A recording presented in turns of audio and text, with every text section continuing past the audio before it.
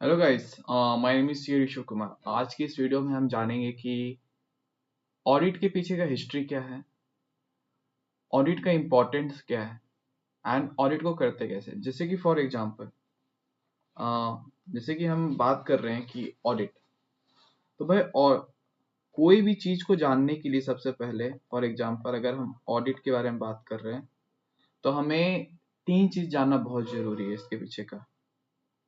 Y, what and how. ठीक है, अगर आपको ये तीन चीज पता है, क्यों था, क्या है और कैसे है, तो आप कोई भी टॉपिक को इजिली क्रैक कर सकते हो। और ये हर चीज के ऊपर एप्लीकेबल है। आप कुछ भी पढ़ो, आपको पहले वाई पता होना चाहिए, व्हाट पता होना चाहिए ना हाउ पता होना चाहिए। तो अभी मैं आपको एक्सप्लेन करूंगा कि ऑडिट है क्या, व्हाट। तो फॉर एग्जाम्पल इसको मैं एक एग्जाम्पल के थ्रू एक्सप्लेन करना चाहता हूँ। इस आने वाले वीडियो में आप बहुत एक डीपर अंडरस्टैंडिंग लेके जाओगे ऑडिट का। इसको मैं लिंक करूंगा आपका एनरॉन एंड वर्ल्ड कॉम के केस फ्रॉड से, कि ऑडिट का सिग्निफिकेंट ये दोनों फाइनेंशियल फ्रॉड के बाद बहुत ज्यादा बढ़ गया, जिसके कारण सर्बान ऑक्सले एक्ट आया 2001 में।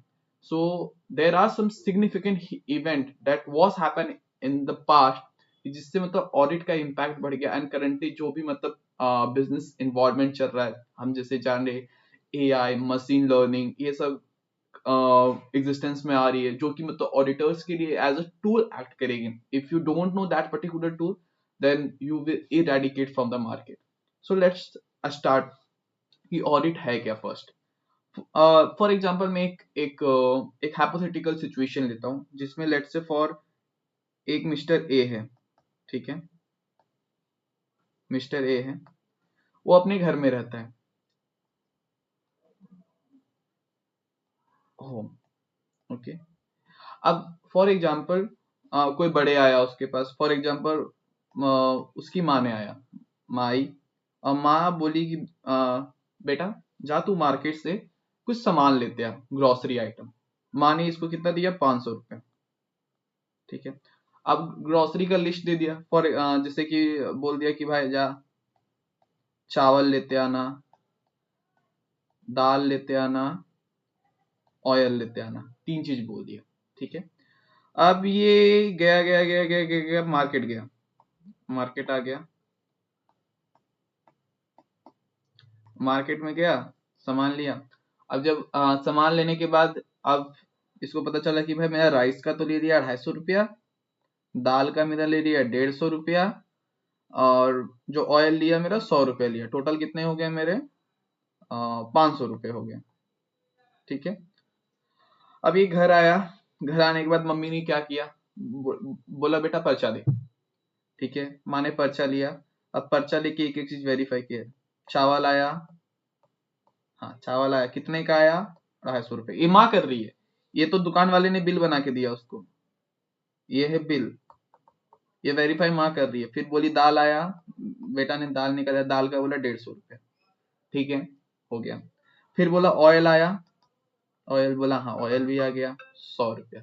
तो यही ऑडिट है बेसिकली, जो आपके पेपर में आ रहा है उसको आप चेक करो। That means floor to paper आप ला रहे हो, या पेपर टू फ्लोर, जो भी आप बोलो टर्म्स में। अभी जैसे कि यहाँ पे मेरा पेपर में था, इसको मैंने फ्लोर पे लाया। अब इसी चीज, अगर मैं इसी चीज को अब अपने इससे मिलाता, दैट मीन्स अपने बिल से मिलाता, तो ये फ्लोर टू पेपर आ गया। सो दैट मीन्स यही सिंपल टर्म में यही ऑडिट है, कुछ नहीं करना है। जो भी आपके पास आइटम्स है, मतलब नॉन फाइनेंशियल टर्म में मैं बोल रहा हूँ। फॉर एग्जांपल आपके पास आटा चावल है, आप उसको, जो आपका फिजिकल है, आप उसको वेरीफाई कर रहे हो अपने बिल से, तो वो हो गया आपका फ्लोर टू पेपर। अगर आपके पास पेपर है और उसको वेरीफाई कर रहे हो फिजिकल से, तो ये हो गया आपका paper two floor. Simple meaning में यही ऑडिट है। नाउ व्हाई, ऑडिट क्यों आया, हाउ तो बाद में आते हैं, ऑडिट आया क्यों। तो जैसा कि हम जानते हैं, रिसेंट में दो, सबसे पहली बात, ऑडिट की जरूरत क्यों है, कि जहां भी आप देखो कॉमर्स है, कॉमर्स है, जहां पे ट्रेड है, और जहां पे गवर्नेंस है वहां पे ऑडिट मैंडेटरी है। रीजन बीइंग कॉमर्स आपके मनी मैटर से डील करता है। ट्रेड क्या चीज हो गया, आपका बिजनेस हो गया, बिजनेस हो गया, कॉर्पोरेट हो गया, एंटिटी हो गया, कंपनी हो गया, एलएलपी हो गया, पार्टनरशिप हो गया, सोल प्रोप्राइटरी हो गया, जो भी आप फॉर्म ऑफ एंटिटी बोल लो, ट्रेड हो गया। गवर्नेंस क्या हो गया, जिसे हम ब्यूरोक्रेट्स कहते हैं। हमारा जो बेसिक पिलर ऑफ फंडामेंटल्स है, जो बेसिक पिलर ऑफ कॉन्स्टिट्यूशन है, ब्यूरोक्रेसी। फॉर एग्जाम्पल यार आपके आपके डीसी में डिस्ट्रिक्ट में कोई डेवलपमेंट का काम हो रहा है, तो भाई उसको मॉनिटर कौन करेगा? एज अ इंडिविजुअल हमारे पास तो अथॉरिटी नहीं है कि जाके हम चेक करें, वेरीफाई करें कि भाई वो पर्टिकुलर जो पैसा मिला है वो सही से यूटिलाइज हो रहा है कि नहीं हो रहा है। तो गवर्नेंस के लिए भी ऑडिट बहुत जरूरी है।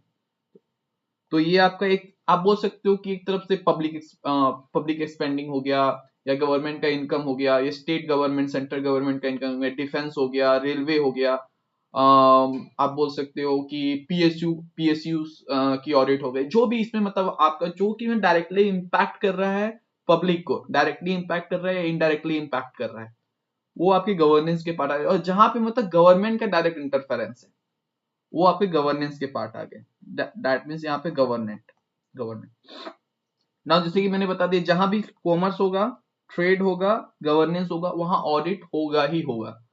अब ऑडिट बेसिकली दो टाइप के हो सकते हैं आपके। मैं ये डीप में ये चीज नहीं बताऊंगा कि भाई जो इंडिया में आप कैसे कि स्टैंडर्ड्स ऑन ऑडिटिंग चलता है, स्टैंडर्ड्स और रिव्यू एंगेजमेंट चलता है, स्टैंडर्ड्स और एश्योरेंस एंगेजमेंट चलता है। आने वाले नेक्स्ट वीडियो में मैं ये बात करूंगा कि भाई ये जो different different types of standards है, इनके रोल्स क्या है। इसमें मतलब एक प्रोफेशनल अकाउंटेंट करता क्या, professional accountant that means chartered accountant करता क्या, उसके रोल्स क्या होते हैं, उसकी रिस्पॉन्सिबिलिटीज क्या होती है। पर यहाँ पे अभी हम कोर अश्योरेंस की बात करें, तो जैसे कि आपके अश्योरेंस के बेसिकली कितने पार्ट हो सकते हैं, जस्ट ट्राई टू रिकॉल। दो ही पार्ट हो सकते हैं, एक जो इंडिया में हमारा चलता है ऐसे, और जो एक इंटरनेशनल लेवल पे चलता है वो ISA। ऐसे बेसिकली हो गया standards on auditing, standards on auditing, and ये हो गया आपका इंटरनेशनल स्टैंडर्ड्स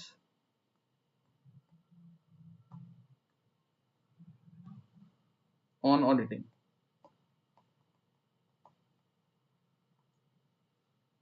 या इसको इंटरनेशनल ऑडिटिंग स्टैंडर्ड भी बोल सकते हैं, IAS बोल सकते हैं, आईएसए भी बोल सकते हैं, जो भी आपको मतलब प्रेफर है आप बोल सकते हो।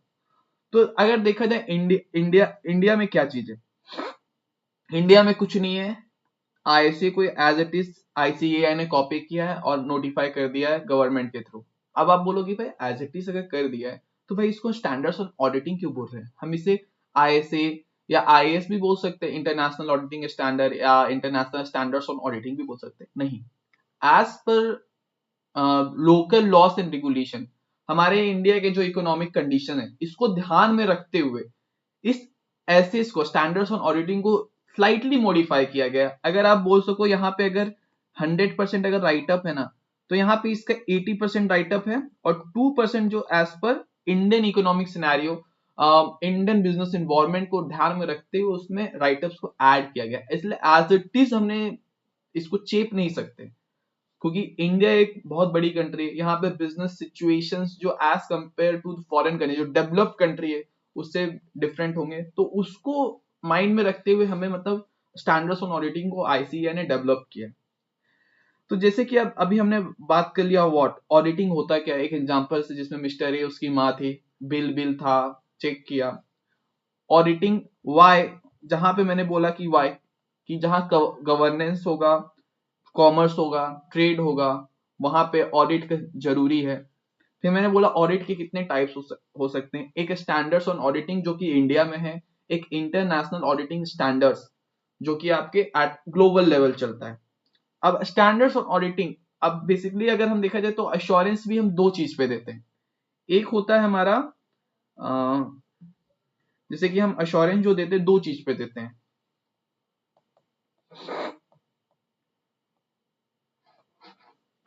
पहला क्या हो गया, एक होता है हमारा फाइनेंशियल फाइनेंशियल फैक्टर, फाइनेंशियल, एक होता है नॉन फाइनेंशियल। तो जैसा कि हम जानते हैं कि जो फाइनेंशियल और नॉन फाइनेंशियल दो दो चीज पे हम अश्योरेंस अपना मतलब opinion as a professional accountant दे सकते हैं। अब आप इसको ऐसे मत लिंक करो कि भाई ये किसी मतलब कोई प्राइवेट कंपनी या लिस्टेड एंटिटी का है। आप इसको एज ए मतलब आप इसको मतलब मैंने जो आपको बायोफिकेशन दिया था ना, आपको क्या बायोफिकेशन दिया था, कॉमर्स, ट्रेड एंड गवर्नेंस, इस चीज पर इस चीज को बायोफिकेट करने की कोशिश करो। आप किसी एक इंडिविजुअल पॉइंट ऑफ को लेके करोगे बायोफिकेशन तो ये दिक्कत है। तो फॉर एग्जांपल जैसे कि फाइनेंशियल में क्या हो गया, जो भी आपकी फाइनेंशियल मनी रिलेटेड मैटर है, मनी मैटर, वो आपके यहां पे आ गए। बी क्या आ सकता है, ऐसे कंट्रोल्स जो कि आपके मनी मैटर को इंपैक्ट करे। दैट मीन्स अगर थोड़ा टेक्निकल टर्म में बोला जाए तो internal control over financial statement और द फाइनेंशियल रिपोर्टिंग, इसको I F internal control over financial statement. ठीक है, ये दो मेरी मेन चीज है। अब नॉन फाइनेंशियल्स में क्या आ सकते हैं, नॉन फाइनेंशियल्स में जैसे कि आपके फॉर और यहाँ पे आप डाल सकते हो फॉर एग्जांपल के लिए पब्लिक एक्सपेंडिंग हो गया, पब्लिक स्पेंडिंग,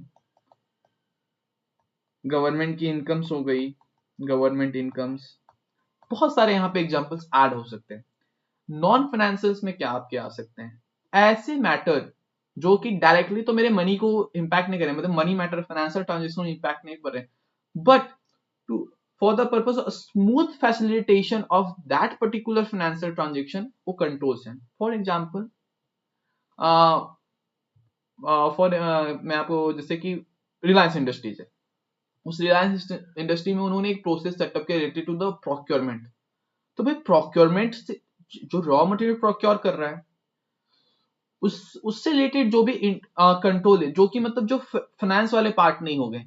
अब वो लोग फाइनेंस वाले पार्ट कैसे नहीं हो गए, भाई जब हम रॉ मटेरियल प्रोक्योर करेंगे उसका पेमेंट करेंगे, पेमेंट के पैसा आ गया, अर्थ आ गया, अर्थ आ गया तो फाइनेंशियल्स आ गया, फाइनेंशियल मैटर मनी मैटर आ गया तो फाइनेंशियल इंश्योरेंस के अंदर आ गया। नहीं भाई, आपका आप जब फॉर एग्जांपल प्रोक्योरमेंट पे आप जब आते हो तो इसमें आपके बहुत सारे चीज होते हैं, जैसे कि फॉर एग्जांपल आपका क्वालिटी कंट्रोल चेक होता है, ठीक है, आपका स्टोर का लेआउट होता है, लेआउट होता है, फिर आपका अगर गुड्स को रिटर्न करना है तो उसमें कौन सा प्रोसेस फॉलो होगा, प्रोसेस और रिलेटेड टू रिटर्न। फिर इसमें आपका आ सकता है और कोशिश करो क्या आ सकता है भाई, कोई रिक्विजिशन रेस किया, परचेज रिक्विजिशन, पीओ रेस किया, उसका प्रोसेस। तो ये सब आगे, ये तो फॉर मैंने एक पर्टिकुलर प्रोक्योरमेंट के प्रोसेस को उठाया, उसमें मतलब मैं एक नॉन फाइनेंशियल फैक्टर्स क्या क्या हो सकते हैं वो मैंने आपको बताने की कोशिश किया। नाउ अब हम बात करते हैं कि भाई ऑडिटिंग इंपॉर्टेंट क्यों है। जैसा कि आप जानते हैं कि रिसेंटली, नॉट टू रिसेंटली, मतलब आई थिंक 20 20 से 24 साल के अप्रोक्स होने आ गया, बट अभी भी मतलब हिस्ट्री का सबसे बड़ा फाइनेंशियल फ्रॉड आप एक तरफ से कह सकते हो, जो कि है आपका इनरॉन। अब इस केस में हुआ क्या था, पहले मैं थोड़ा सा इनरॉन का ब्रीफ दे देता हूँ। इनरॉन एक कंपनी है, कंपनी थी जो कि एनर्जी सेगमेंट में ऑपरेट करती थी, जिसका हेड ऑफिस आपका ह्यूस्टन टेक्सास यूएसए में था, ठीक है। अब एंटिटी बहुत बड़ी थी, इसकी शेयर प्राइस बहुत बहुत मतलब आप देखा उस समय आई थिंक समवेयर अराउंड $95 पर शेयर ट्रेड कर रही थी, बट जैसे ही मतलब ये फ्रॉड बाहर आया तो वो 95 से सीधा $1 पे आ गई, जिसके कारण जो शेयर होल्डर्स का $74 बिलियन मार्केट से अबॉलिश हो गया। आ जाते हैं मतलब ये फ्रॉड हुआ कैसे, तो फ्रॉड करने का इसका 3 मेन पिलर्स था। पहला पिलर था कॉम्प्लेक्स अकाउंटिंग प्रैक्टिसेस। दूसरा क्या था, दूसरा आपका स्पेशल पर्पस एंटिटी, शॉर्ट में लिखता हूं SPE, स्पेशल पर्पस एंटिटी। तीसरा था ऑफ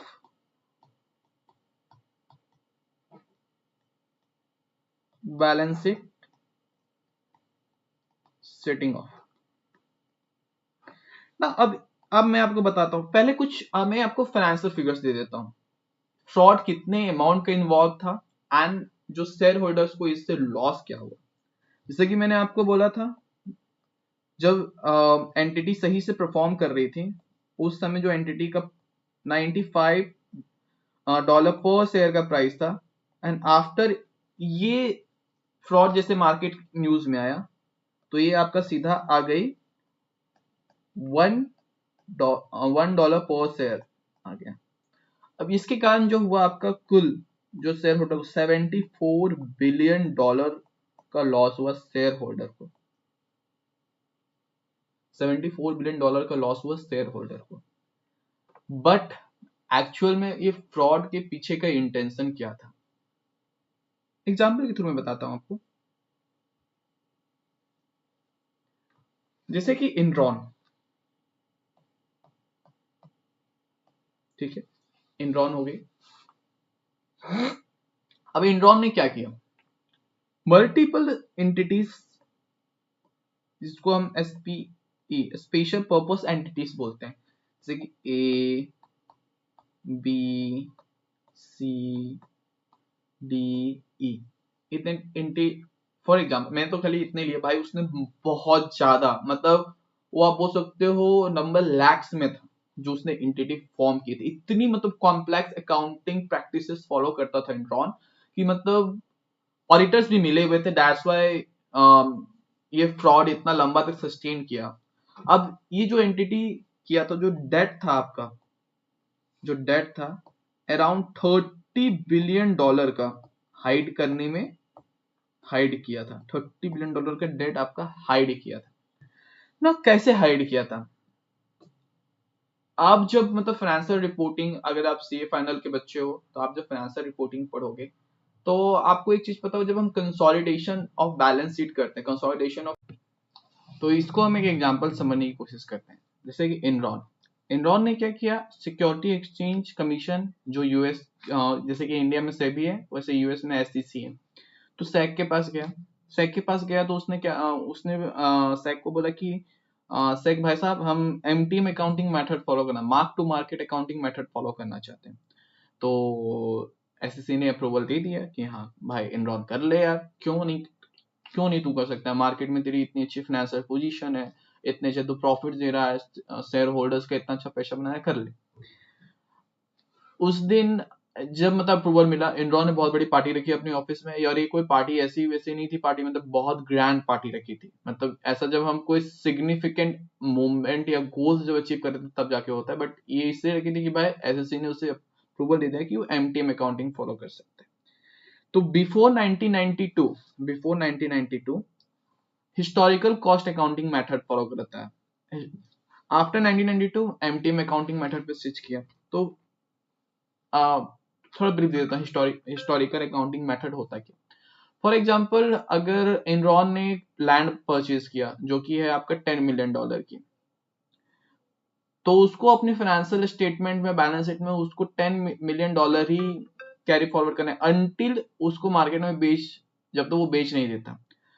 बट एमटीएम के केस में क्या हो सकता है कि भाई वो हर साल उस जो लैंड का वैल्यू को रीअसेस कर सकता है। अब तो आपको जैसे कि पता है कि भाई हर साल कोई भी पर्टिकुलर एसेट का प्राइस तो बढ़ेगा ही बढ़ेगा, उसका वैल्यू बढ़ेगा ही बढ़ेगा। तो वो जो इन्फ्लेटेड वैल्यू है वो फाइनेंशियल स्टेटमेंट में इसने दिखाने लगा। और ये एक एंटिटी के साथ उसने नहीं किया, मल्टीपल, जैसे कि मैंने आपको ABCDEF एग्जांपल दिया था, वैसे करके उसने बहुत सारी स्पेशल पर्पस एंटिटी की, लोन एक्वायर किया। लोन एक्वायर करने के बाद इन्वेस्टमेंट कहीं पे किया, कहीं इन्वेस्टमेंट नहीं किया, कोई ऐसी जगह इन्वेस्टमेंट किया जहां पे मतलब रिटर्न मिलेंगे ही नहीं मिलेंगे। अब यहाँ पे मतलब मैनेजमेंट का सिग्निफिकेंट जजमेंट इन्वॉल्व होता है कि भाई आप किसी, फॉर एग्जांपल आज मैंने कोई लैंड खरीदा, एक साल के बाद उसका वैल्यू, मैं बोल रहा हूँ कि आज मैंने 10 लाख में खरीदा, एक साल के बाद उसका 20 लाख हो गया। तो इसके पीछे मतलब मैनेजमेंट का कुछ एस्टिमेशन रहेगा, कुछ जजमेंट रहेगा, कुछ सॉलिड प्रूफ तो भाई, कोई डॉक्यूमेंटेशन तो आपको नहीं मिल रहा है ना।